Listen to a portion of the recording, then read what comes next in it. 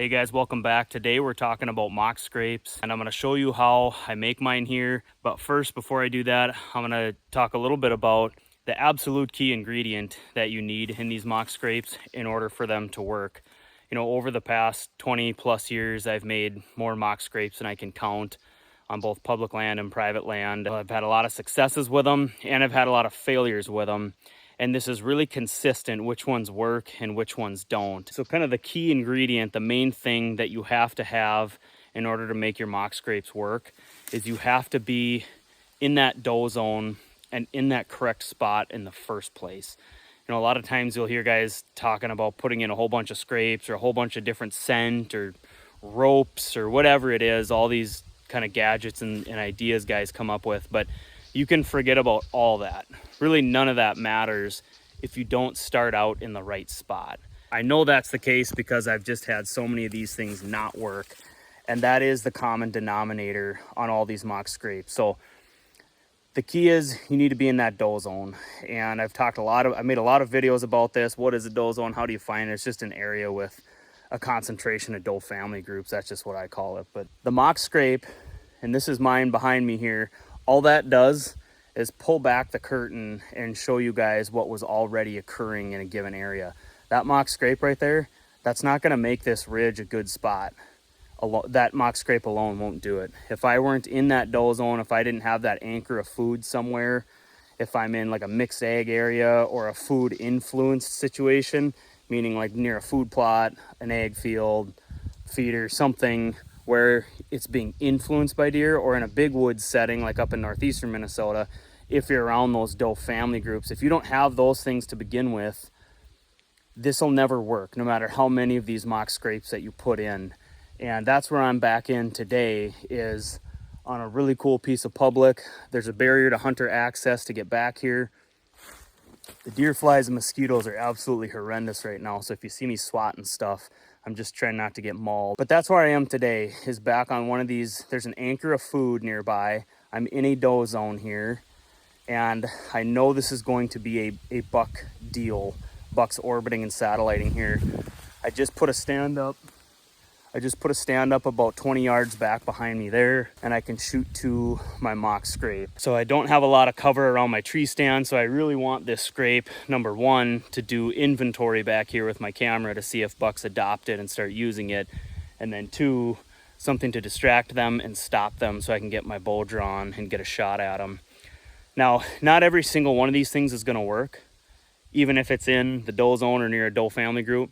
But I can guarantee you, if you're just in some cold, isolated woods somewhere void of doe family groups, your mock scrape ain't gonna work. You might get a random passerby that just sniffs it and checks it out, but that's not what I'm looking for. When I want my mock scrape to get adopted, I'm talking, I want this to become a primary scrape where this is getting used all fall by multiple bucks and multiple does.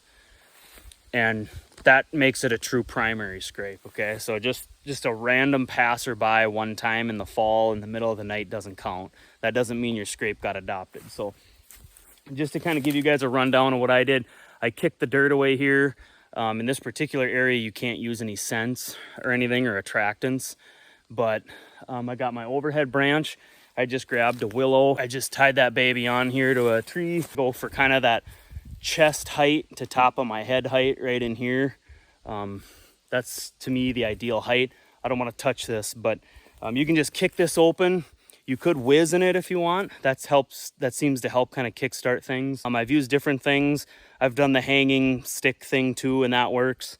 Ideally there would be a big balsam or spruce branch here. That'd be the best thing possible, but when you don't have a natural branch that you can use, you got to get creative. My hope is that this gets adopted. If you are in an area where you can use scents and lures and things, I recommend doing that, especially if you're in a low deer density area. You know, a lot of videos on YouTube or some guys will say you don't need any scent on your mock scrapes.